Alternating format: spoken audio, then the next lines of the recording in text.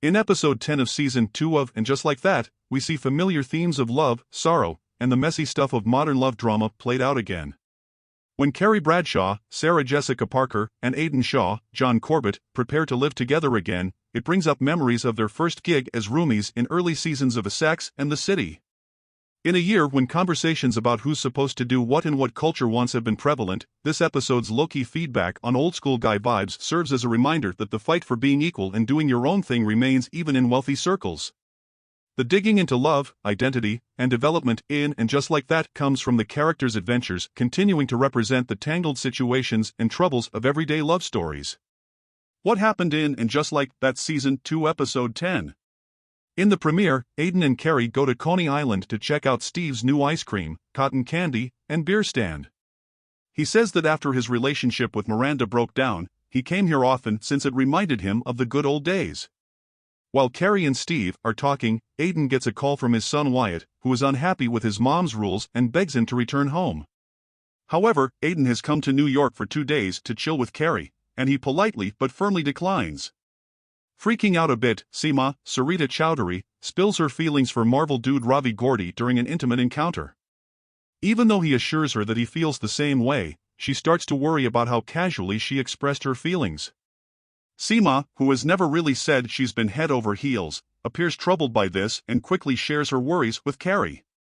No one knows what the future holds, but for now, it's clear that Seema has found something dope, and she should totally enjoy it.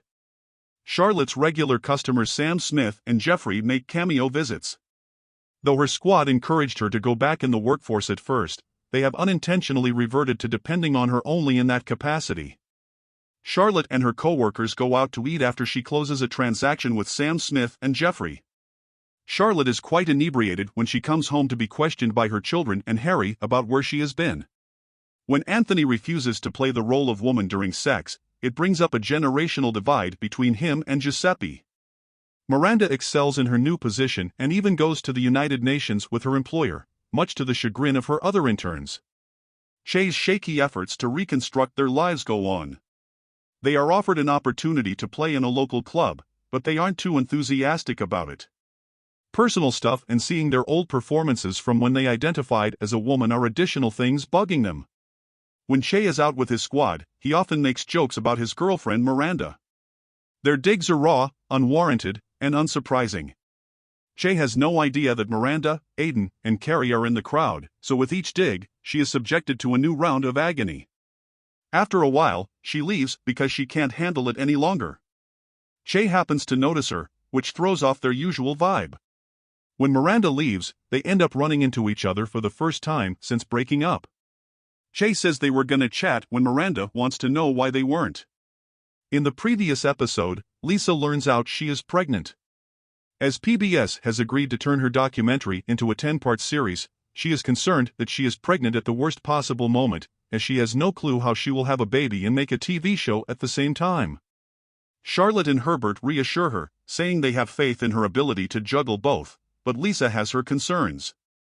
She eventually places the responsibility on Herbert, saying that he ignored her requests that he get the snip-snip. He says he figured she could have a change of heart in the postpartum time because of this. Lisa rejects Herbert's idea that she end the pregnancy, despite his hint. Lisa wakes Herbert up later that night to tell him she has a bloody nose. Herbert gets the serious vibes of the situation and advises that they hit the ER.